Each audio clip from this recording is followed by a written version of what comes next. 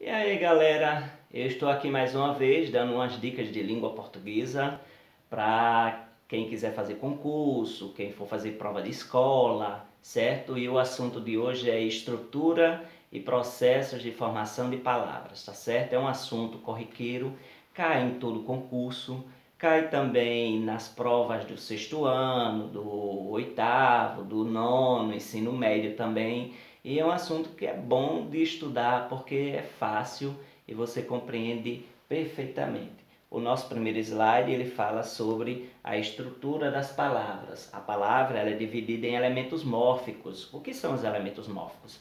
São aqueles elementos que um é básico, que é chamado de radical, e o restante são aqueles que são ligados a esse radical, tá certo?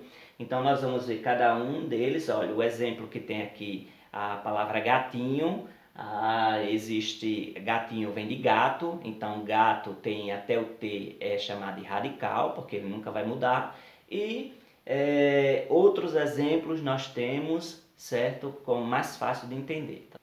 Infelizmente é outro, certo? Vem da palavra feliz, e o que vem na frente e atrás são chamados de afixos ligados ao radical, tá bom? Aí nós temos como elementos mórficos o radical, que é a parte mais importante da palavra, a vogal temática, que serve para verbo, o tema, que é o radical mais a vogal temática, a desinência, que é para verbo, os afixos, que são para palavras comuns, sem serem verbos, e vogais e consoantes de ligação, que também são para palavras comuns, que não são verbos, ok? Radical. O significado básico está nesse elemento, né? A base, certo? Então é chamado de radical. Por exemplo, a palavra pedra, dela eu posso derivar para outras como pedreiro, pedrinha, pedraria e etc. Então radical é o PEDR, beleza? E o que acrescenta ao radical são os afixos ou sufixos e prefixos de acordo com a posição dele na palavra. Existe a vogal temática, que é aquela que, de acordo com o verbo, ela pode dizer qual é a conjugação a que se pertence. A conjugação do verbo é dividida em três partes. A primeira parte, ou primeira conjugação, é aquele verbo que termina em AR, e a segunda conjugação é aquele verbo que termina em ER, e a terceira conjugação é aquele verbo que termina em IR. Então, cantar, a vogal temática é o A, ela indica que é a primeira conjugação. A vogal temática de vender é o E, certo? E a vogal temática de partir é o I, tá bom? Lembrar que nem todas as palavras têm a vogal temática. De acordo com estudos linguísticos, gramaticais, tem palavras que não têm a vogal temática. Por exemplo, a palavra parto. Existe o radical, que é até o T, e o O, ele é a desinência, certo? Que a gente vai estudar isso daqui a pouco. O tema é a junção do radical com a vogal temática. Por exemplo, choro, canta, certo? Esses são os elementos mórficos da palavra. Existem as desinências, existem para nomes e para verbos. As de nome é chamada nominais e a de verbo é chamada de verbais. As nominais, ela vai designar o gênero e o número, se é masculino, feminino, se é singular ou plural. E as desinências de verbo, certo? Desinências verbais, elas designam o modo e o tempo do verbo e o número e a pessoa do verbo.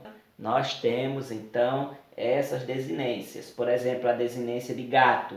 O O ele é desinência nominal de gênero, porque o O indica que é masculino, certo? Se tivesse um S, indicava que era masculino plural, beleza? E a desinência as desinências verbais, por a palavra cantávamos, é um exemplo bem claro de como ela é dividida.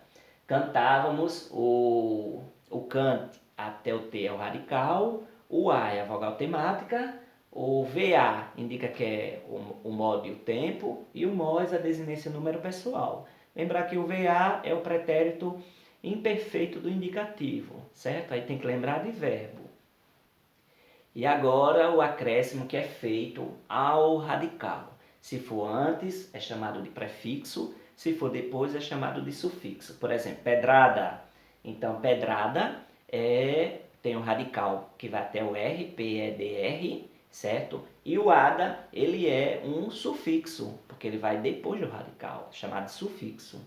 O que vem antes é chamado de prefixo. O inviável vem da palavra viável. Então, o in é um prefixo, certo? Que até indica a negação. Na palavra infelizmente, existe o prefixo e o sufixo ao mesmo tempo. Então, né, nessa palavra, ela contém as duas coisas, o prefixo e o sufixo. Vai aparecer muito isso na língua portuguesa, certo? Vai ter palavras que têm prefixo e sufixo, mas tem alguns casinhos extras que nós vamos estudar sobre eles no momento que formos estudar os processos de formação de palavras, ok? As vogais e consoantes de ligação são aquelas que foram colocadas quando juntou duas palavras.